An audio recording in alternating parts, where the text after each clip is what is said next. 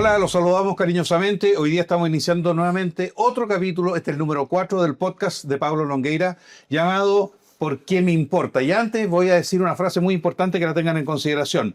Portalpartidos.cervel.cl y con su clave se pueden reinscribir en la UDI. Así que los invitamos para que ingresen e inmediatamente se puedan integrar con nosotros. Hoy tenemos a dos personas muy importantes que lo que ha sido la vida de la UDI. Están con nosotros dos personas que están ligadas a la historia de este partido. Uno de ellos es Alfredo Galdames y el otro es Eliezer Llévenes. Eliezer, porque me corrigió, está bien, porque todo el mundo dice Eliezer, no, es Eliezer. Y ellos, Alfredo es un dirigente que está muy ligado a la base de la UDI del Departamento Poblacional. También en Conchalí fue candidato a alcalde y ha sido un dirigente histórico. Y por otro lado, Eliezer tiene una relación muy especial con el partido debido a que él es el hijo del primer mártir político del partido Simón Llévenes. Así que, Pablo, te vamos a pedir que también nos cuentes tu relación con ellos y algunos datos históricos de lo que han sido estas personas tan importantes en el partido de la UDI.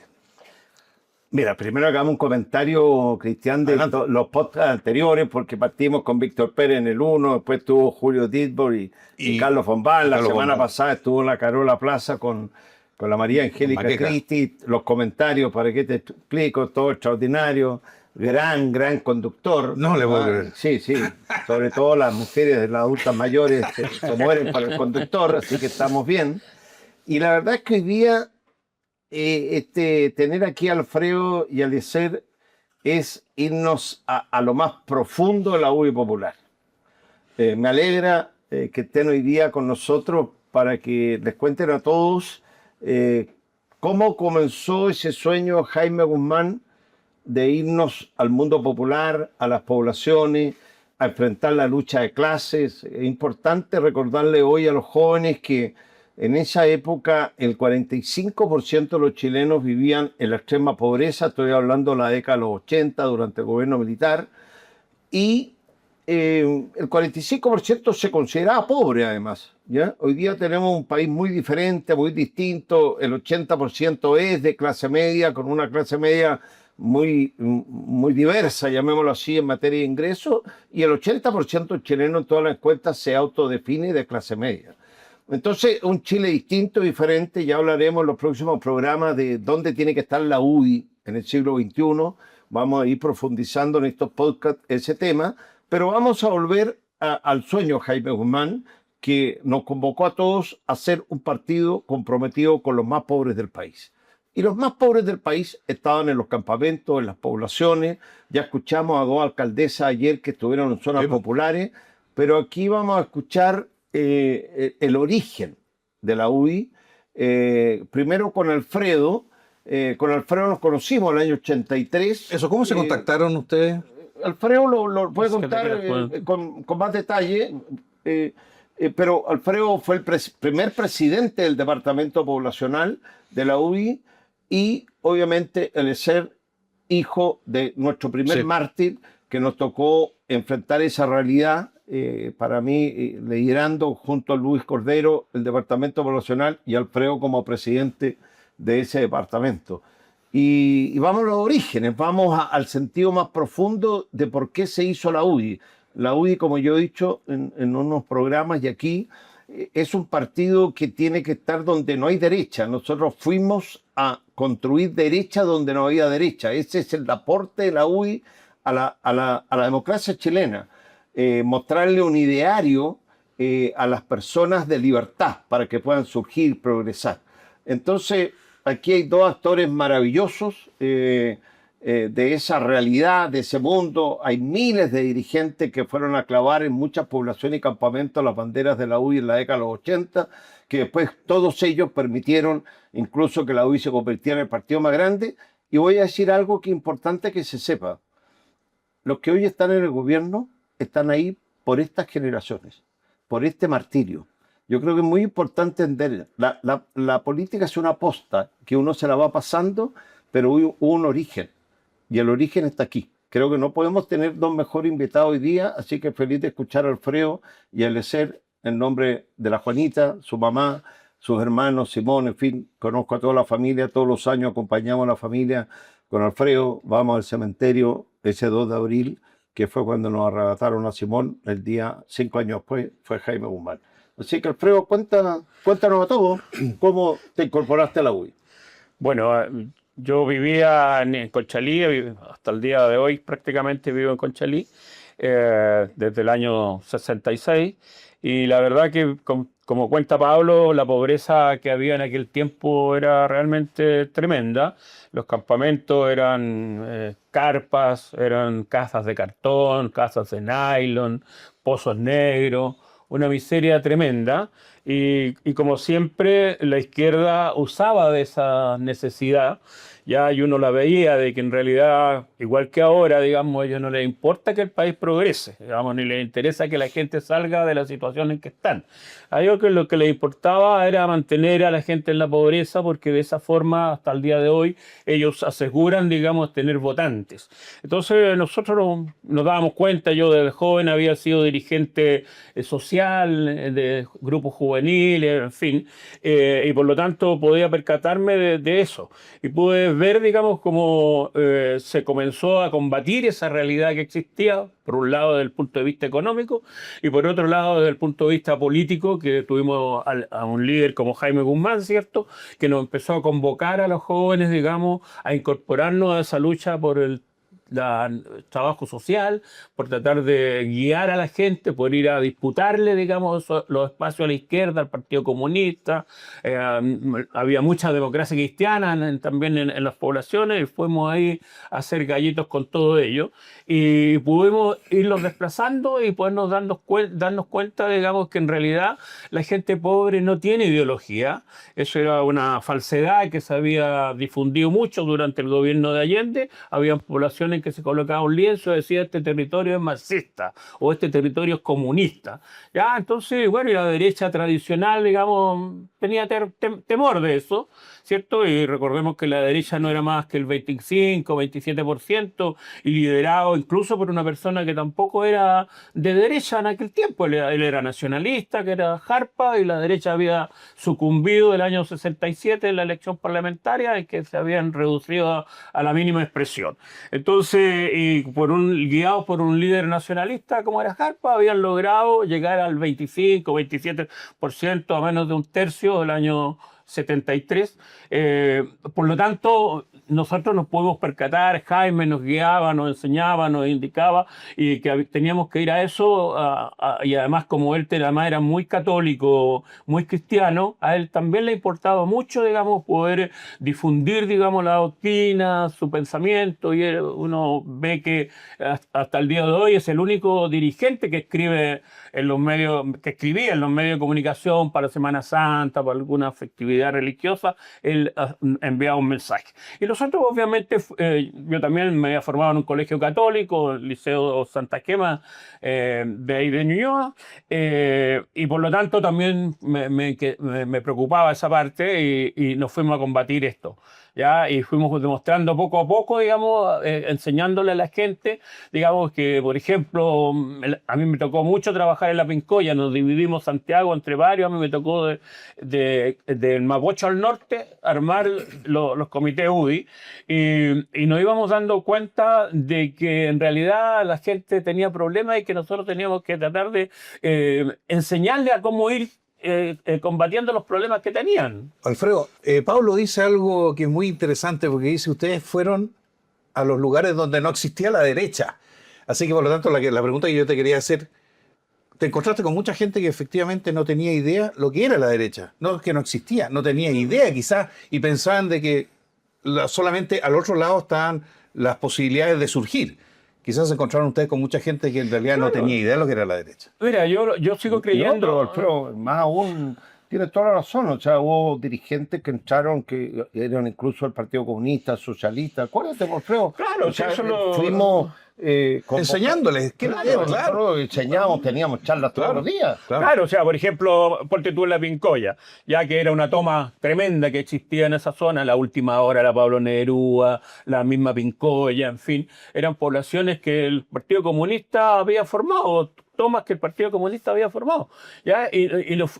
La Laura Gómez, por ejemplo, había sido una de las que había encabezado esas tomas, ¿ya? Pero ella como una persona que tenía una necesidad, ya no porque tenía la ideología comunista. No, claro. ¿Ya? Entonces, esa señora nos abrió las puertas, era la dirigente vecinal y nos empezamos a incorporar y la conquistamos.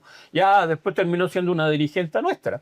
Y así muchos otros dirigentes de la zona que venían de esa afiliación y que se fueron incorporando a nosotros, porque nosotros, por ejemplo, ellos tenían los comités de allegados. Nosotros le opusimos los comités de futuros propietarios. Entonces a la gente le enseñábamos cómo postular otra visión. Otra visión, claro, cómo postular a los subsidios.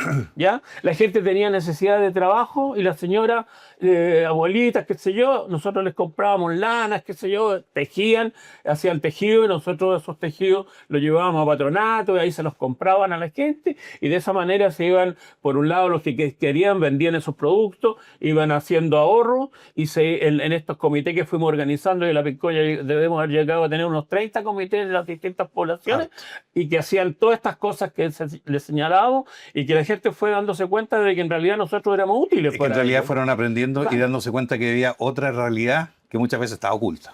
Exactamente. ¿Ya? Y ahí después, posteriormente, en la zona sur, ¿no? fue el tema de Simón, digamos, de que él fue organizando, se fue descubierto por un dirigente nuestro, por Luis Cordero, que un día en una feria de aquella zona le viene y le dice, oye, ¿quién es el dirigente más movido? No, ahí el Simón es el que mueve todo esto. Y allá pues, se fue a hablar con él. Pues. Claro. Y claro, comiendo almejas claro, en un cajón. Oye, a propósito de Eliezer, a ti te quería preguntar tu relación con la UDI. ¿Qué edad tenías tú cuando falleció tu padre? A ver, yo creo que soy un testigo del nacimiento y el desarrollo de la UDI porque mi papá le gustaba andar con nosotros para todos lados. Entonces, ¿De qué barrio? De San Joaquín, ya, justo en la frontera con La Granja. Claro, Y él nos llevó de chiquitito a la sede que estaba en la calle Livingston, ahí a media cuadra de Vicuña Maquena. Me acuerdo, una sede muy sencilla, humilde, mucho ñeque. Perdona que te interrumpa, es que importante en esta historia, Livingston era la sede del departamento poblacional que queda en el costado, ahí en Vicuña Maquena, al lado de un pasaje, al lado de la embajada argentina. Exactamente. Como una cuadra y esa era Livingston, y todos decían vamos a Livingston, era la sede del departamento poblacional. Ahí está la calle Carabinero de Chile. Ahí lo llevaban. Así es. Entonces, de chiquitito vi a Pablo, a Jaime. ¿Tú quedas 10 años? A ver, en ese tiempo yo tenía 7 años más o menos. ¿Ya? Y bueno, y también nosotros acompañábamos a mi papá a todos lados. Entonces, nos gustaba ir a las ferias, ¿ya? Nos gustaba salir con él. Simón, como indicó Alfredo, era un dirigente del sector sur que se recorría La Granja, La Pintana en ese tiempo. La Granja era San Ramón, La Pintana era una sola comuna. ¿Ya? Claro, o sea, después se dividieron las comunas, era una sola gran comuna La Granja.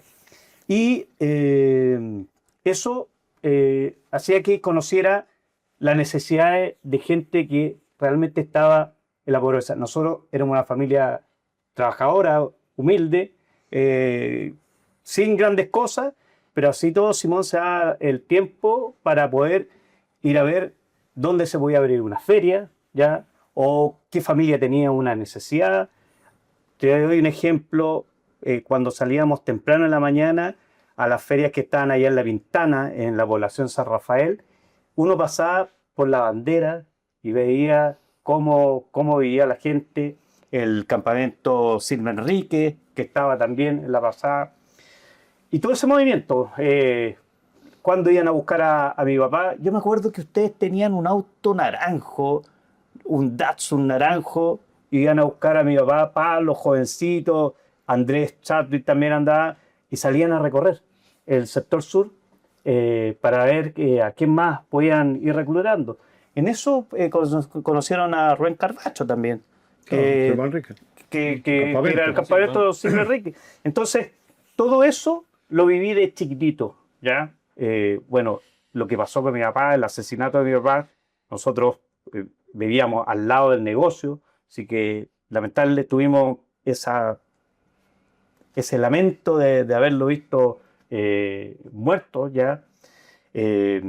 Y continuamos así, o sea, y además de eso dijimos, ¿cómo nosotros podemos honrar la memoria de Simón? ¿Ya?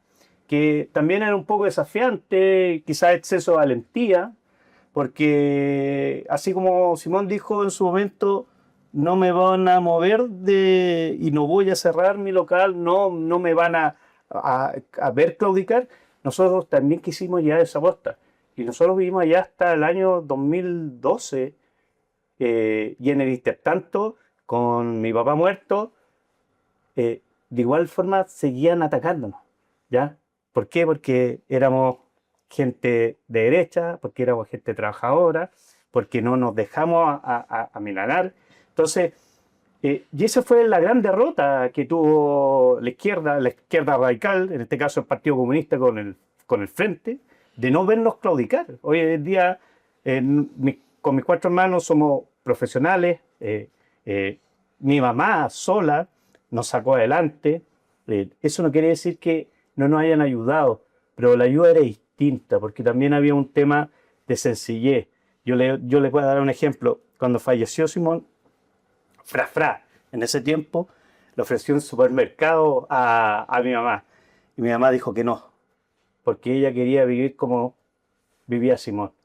Entonces, hemos recorrido todo ese camino, de cierta forma, con esta desdicha de haber perdido a mi papá, pero siempre tratando de mantener el ejemplo de una forma digna. Claro. Eso es algo que uno lo va a llevar siempre. Oye, y una pregunta, cuando ustedes eran tan chiquititos y todo, y pasó esta tragedia, ¿a usted ninguno de los integrantes de la familia dijo, mejor no sigamos en esto, sino que todo lo contrario, se incentivaron más a seguir adelante? Seguimos, mi mamá siguió, o sea...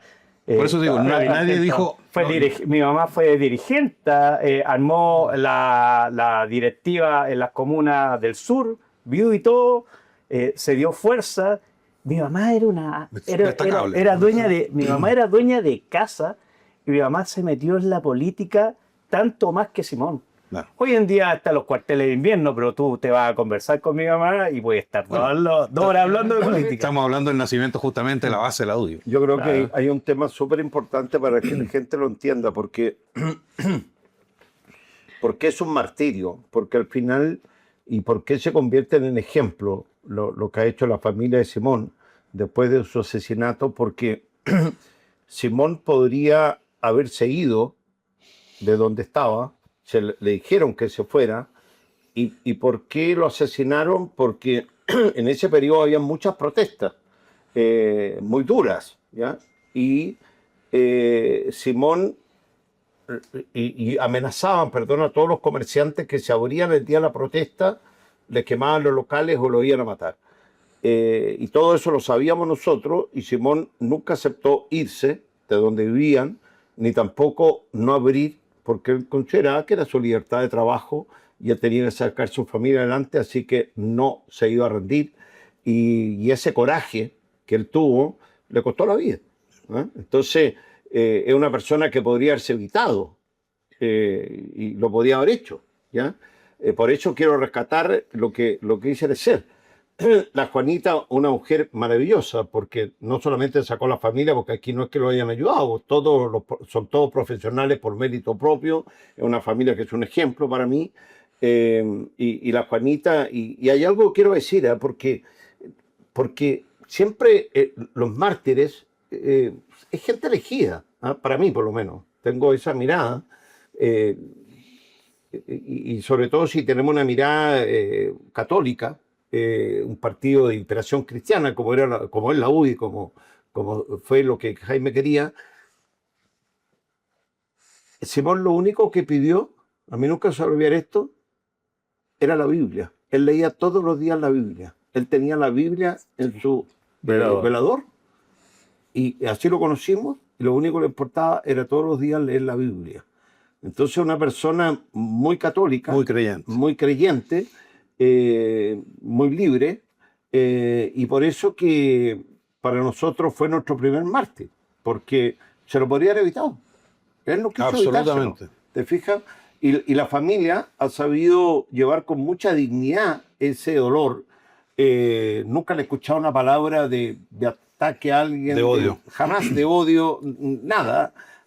Por lo tanto, creo que es importante, sé que es un tema muy íntimo la familia, Sí. pero la conozco. Lo queríamos 40 destacar. años, creo este que año, sí. perdona, Sí. recordemos, los 35 años del asesinato de Jaime y 40 de Simón. de Simón. Pero es importante que traerlo de nuevo al ruedo, contarlo. ¿Por qué? Porque Pablo lo ha dicho en muchas entrevistas que hablan de la famosa derechita cobarde, ¿ya? Ah, Y yo no sé, más dicho, estoy seguro que no hay ningún partido en la historia de Chile que tenga dos mártires, ¿ya? Y además de eso, que haya unido estos dos mundos, el mundo intelectual que representaba Jaime, ¿ya? Que lo que dejó Jaime todavía trasciende en el país, lo han querido votar, ¿ya? La Constitución del 80, hoy día que estamos discutiendo por qué el país está con bajo crecimiento, con desempleo. Cambiaron cosas que no deberían haber cambiado y se están dando recién cuenta ahora. Y el otro mundo, el mundo poblacional, el mundo del comerciante, el mundo del trabajador. Y esos dos mundos estaban en la UDI, ¿ya? ¿Por qué digo estaban? Porque la esencia yo creo que aún perdura en algunos, ¿ya? Pero hay que volver a representarla de esa forma. Y yo le digo a un montón de gente, valientes por decir algo, pueden haber muchos, pero valientes en los actos hay muy pocos. A nosotros, para terminar, nos pusieron, aparte del asesinato, nos pusieron 2 bombas, ¿ya? Intentaron secuestrar a mi hermano menor, ¿ya? Entonces, y además de eso, en el intertanto, del 86 al 2012, en todas las protestas para el 11 de septiembre, nos fueron a piedrar la casa. Entonces, pero nosotros estuvimos ahí. Gente valiente, digo, con convicción, en este país hay poca. Y gente valiente que tenga convicción, que actúe por convicción y no por conveniencia, aún más poca. Oye, lo que tú nos has dicho, Eliezer, obviamente habla de los peores momentos y los mejores momentos que ustedes han tenido justamente en la vida política. Claro, ¿sabes lo que ocurre? Yo soy de los que pienso, de acuerdo a la experiencia que uno ha tenido en este trabajo, de que en general la derecha no ha sido capaz de hacer sentir a la gente que viene del mundo poblacional y que hoy día es la clase media emergente y que hay muchos profesionales que por primera vez en la familia son profesionales, ¿ya? Que esa gente es la derecha. Esa es la derecha, es la gente que se esfuerza por salir, y hay muchos dichos. O sea, por ejemplo, yo recuerdo que Leonel Sánchez decía algo que yo creo que en alguna medida traduce esto, que decía, estudia para que no sabes lo que ha sido tu padre. ¿Me entiendes? ¿Qué están diciendo con eso? O sea, si tú te esfuerzas, vas a salir adelante y te vas a convertir en un profesional, o vas a ser una persona que va a ser distinta a la familia de origen, porque te has esforzado. Y ese es el mensaje nuestro como derecha. O sea, por ejemplo, nosotros somos los auténticos representantes de todas las pymes, de las ferias libres. Nosotros con Pablo estuvimos trabajando en hacer un proyecto de ley con los dirigentes de las ferias libres, la SOF, que la dirigía un dirigente del Partido Comunista. Claro, ¿ya? Y nosotros le estuvimos ayudando a hacer la ley para que la feria, los comerciantes de ferias libres sean dueños de su espacio, de su patente. Porque hoy día, hasta el día de hoy, entiendo que al final nunca se aprobó esa ley. Te lo plantearon. ¿cierto? Estaba considerado como una ayuda social. Entonces, por lo tanto, los alcaldes de todos los colores utilizan a estos comerciantes, ¿cierto? Cuando vienen las elecciones, le dan más patente a más gente, ¿ya? Y van incorporando muchas veces a gente de sus colores políticos a favorecerlos con estas patentes. ¿Me entiendes? Entonces, nosotros quería Pablo que tuviera su puesto y que fuera algo propio y no fuera algo dado, digamos. Fuera como heredable. claro. Claro. Para mí es lo más importante y lo vamos a lograr tarde o temprano. Claro. Que la familia de un feriante chileno, si fallece, su familia hereda ese derecho. Porque son familias de trabajo, de esfuerzo. Se levantan todos los días a las 4 de la mañana, pero van a comprar las ferias se instalan a las 3 de la mañana. Claro, exactamente. Entonces, todos nosotros estuvimos en ese mundo, ese Chile profundo, ¿me entiendes? Claro, por eso es que uno no entiende, Pablo, de que están las 40 horas. Si está bien las 40 horas, pero cuando seamos desarrollados, ¿me entiendes? Yo conozco amigos míos que se fueron a Estados Unidos, que eran de la población, qué sé yo, que una de las hermanas de la familia trabajaba de asesora del hogar y la familia esa se fue a Estados Unidos y se la llevaron. Y esa persona se empezó a llevar a sus hermanos a Estados Unidos y ellos me contaban, me decían, no, y sabes que allá en Estados Unidos yo trabajo en 2 partes. ¿Ya? Yo desde las 7 de la mañana hasta las 3 de la tarde, de las 3 de la tarde hasta las 11 de la noche. 2 trabajos. ¿Ya? Entonces, así se produce y así se desarrollan los países. Así es. No con 40 horas, ¿me entiendes? Sí. O sea, de lo que se enorgullece la izquierda de decir que puso 40 horas, en el fondo lo está liquidando a la gente. Ese mensaje es justamente el que empobrece. El mensaje de hacer que la gente trabaje menos empobrece. Para mí hoy día los inmigrantes son un ejemplo de lo que es el esfuerzo, lo que produce el esfuerzo. Aquí tenemos gente que ha llegado hace 8 años, tiene casita, tiene autito, tiene negocito. Te mandan una vuelta por la Vega Central. Casi todos los puestos de la Vega Central están en manos de extranjeros. Sí. O extranjeros trabajando ahí. ¿Y por qué? Porque trabajan a toda hora. Sí, claro. ¿Ya? Yo hoy día soy corredor de propiedades y administro propiedades y de repente tengo que hacer reparaciones. Me cuesta mucho conseguir un gaffy, tener un conductor los fines de semana, claro, porque los chilenos trabajan de lunes a viernes. ¿Me entiendes? Entonces, si los extranjeros tú los llamas a cualquier hora y van. Entonces, ese es el esfuerzo. Y yo creo que cada uno de nosotros, esto que dice Simón, ya nosotros somos un reflejo de eso. Ya, yo hasta los 14 años viví en una media agua, techo fonola, piso de tierra. ¿Me entiendes? Y yo vivía, me saqué la mugre, dediqué 30 y tantos años a la política, donde trabajaba un 90% en política, un 10% en mi trabajo.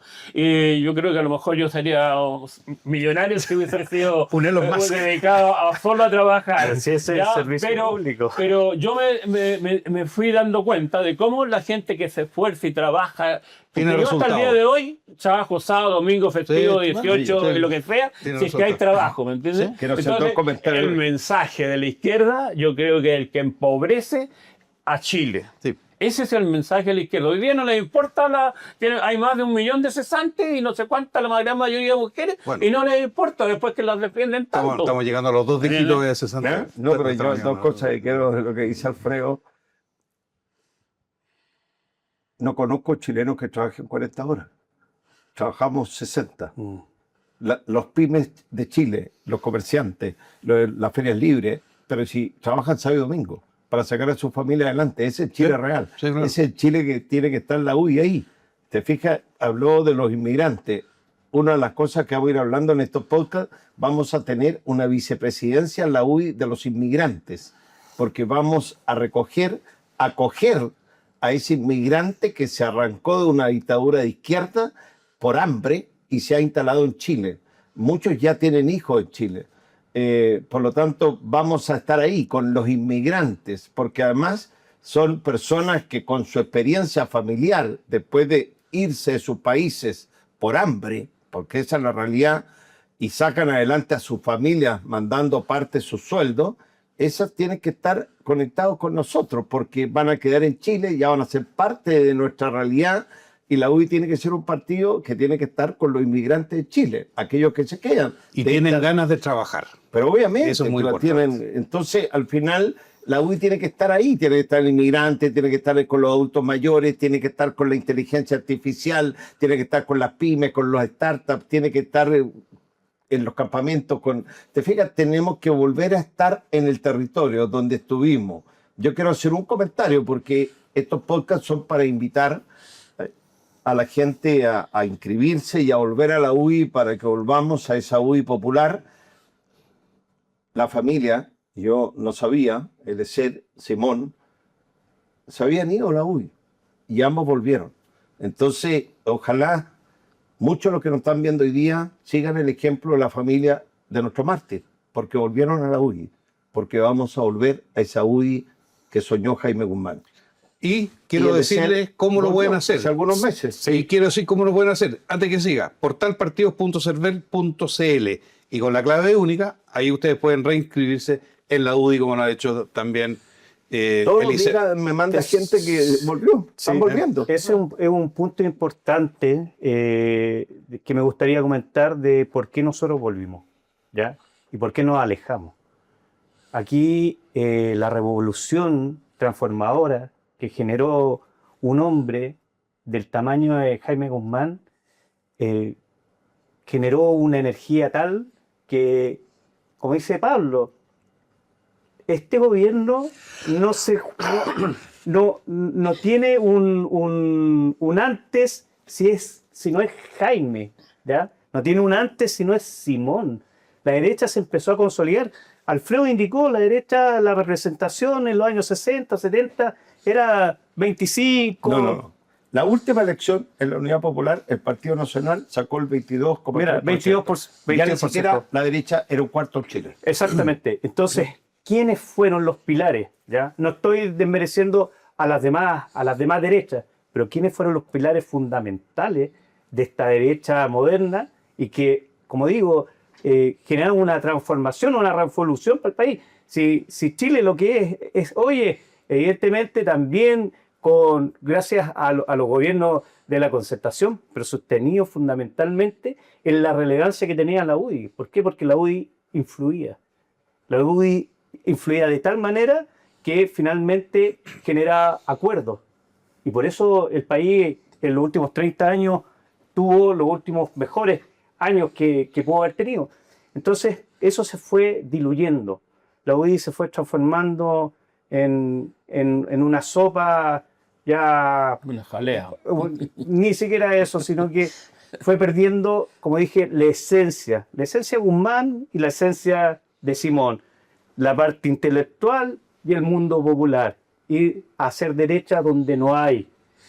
Pero ese es uno de los... una cosa están los afectos, pero también algo que también ha señalado Pablo, los liderazgos. Sin un liderazgo como Pablo, yo no sé si hubiese vuelto a la UDI, ¿ya? Eso es lo que a mí me motiva, porque yo en Pablo veo un Simón, veo un Jaime. ¿Ya? Oye, eso es lo que necesitamos nosotros a través de estos podcasts, incentivar a la gente también. Tú estabas hablando de mucha gente que hoy día son profesionales, que lograron llegar a tener títulos. Y yo le quería preguntar justamente a Pablo, porque fíjate que, ¿qué lo incentivó a gente que era ingeniero, abogado, médico, y que eventualmente no podrían haber elegido el camino del servicio público, se hubieran ido a otro tipo de actividades? Sin embargo, la UDI se llenó y se integró con gente profesional que podría haber tomado otro camino y, sin embargo, prefirieron el servicio público. Eso es algo destacable. Claro, fíjate que es bien impresionante lo que tú dices, porque en el fondo fuimos una generación que Jaime nos inculcó que para él está la vida espiritual, ¿ya? Y la vida del servicio público, ¿ya? Y él nos inculcó a todos que el servicio público era la profesión o la actividad que te permitía a ti sentirte más íntegro, de servir a los demás. Y a nosotros nos tocó este proceso, que fuimos muchos los que abandonamos nuestras profesiones por volcarnos a construir este partido en el mundo popular, y paralelamente íbamos viendo cómo esa gente del mundo popular iba haciendo a sus primeros hijos profesionales. Claro. Era impresionante porque nosotros renunciamos a nuestras profesiones. Yo desde chico a los 8 años quería ser ingeniero en la Chile y se me atravesó con un banco, pero yo. Y terminando ingeniería me pidió que no volviera al mundo privado y que lo acompañara a construir este partido comprometido con los más pobres. Y paralelamente nosotros íbamos viendo cómo nuestras ideas iban cambiando a Chile, se iba construyendo este mundo de oportunidades. Y hoy día, bueno, Alfredo, esta es tu experiencia, por Alfredo. Alfredo no pudo terminar la universidad, pues tuvo que sacar a su familia adelante y sus hijos son profesionales. Los hijos de Simón, que fue asesinado, todos profesionales. Te puedo nombrar miles de ejemplos de familias, y la UDI tiene que ser el partido de las familias de clase media que tienen sus primeros profesionales, pues son fruto de nuestras ideas. Así es. ¿Entiendes? Claro, eso es lo que uno echa de menos en la dirigencia política, estos tipos de mensajes. Por ejemplo, hoy día dicen en este proyecto de ley que se está discutiendo de reconstrucción nacional, en fin, dicen, esto no en ninguna parte del mundo ha dado resultado. Y yo les digo, oye, Aquí pues dio de resultado, pues aquí existía el decreto ley 600, ¿cierto? Que daba variabilidad tributaria y se fijaban impuestos durante un periodo largo de tiempo, ¿ya? Al que venía a invertir a Chile. Y aquí crecimos al 5, al 6, al 7%. ¿Y dónde están los diputados? ¿Dónde están los dirigentes políticos de este país que nos salen a enfrentar a la izquierda y le dicen, están mintiendo, esto no es cierto, si esto resultó aquí? Ya, nosotros, esto que yo contaba, ese campamento de nylon, de casas de nylon, de cartón, de cosas negro, Mediagua, ¿cierto? Esa era la mejorcita, la Mediagua. Sí. ¿Me entiendes? Entonces, eso hoy día no existe. Las casetas sanitarias. La caseta sanitaria. ¿Me entiendes? Eso no existía antes, no existía. Hoy día no existe. Este es un país de autopistas. Uno va a Europa y estas son las mismas autopistas que hay en Europa. Bueno, y ve el aeropuerto cuando llegan las vacaciones. Claro, ¿me entiendes? Yo escucho muchos argentinos que dicen que para Chile es una autopista nueva, ¿me entiendes? Entonces, somos un país que está, primero el país más desarrollado, éramos el penúltimo, después de nosotros venía Haití, el año 73. Claro, venía Haití, y hoy día somos el primero, ¿me entiendes? Entonces, aquí resultó lo que se quiere hacer ahora, ¿me entiendes? Y eso no lo dice, nadie se lo decide. En honor al tiempo, queremos agradecer a Alfredo Galdame y a Eliseo Lleones que hayan estado con nosotros. Este es el cuarto podcast. Se me olvidó el inglés. Podcast. Así que la invitación, bueno, agradecerle la presencia aquí con nosotros, Pablo, y bueno, invitar a la gente porque vamos a tener otro podcast. Tú dijiste algo de los inmigrantes, así que vamos a seguir adelante enviando este comunicado que es muy importante para la gente que nos ve y, como tú dijiste, también todos aquellos que se quieran reinscribir, portalpartidos.cervel.cl y con su clave única lo podrán hacer. Así que agradecer a nuestros invitados nuevamente y a ustedes hasta una próxima oportunidad. Inscríbete en la UDI. Usa el código QR o ingresa con tu clave única al sitio web de la pantalla y regístrate. Te esperamos.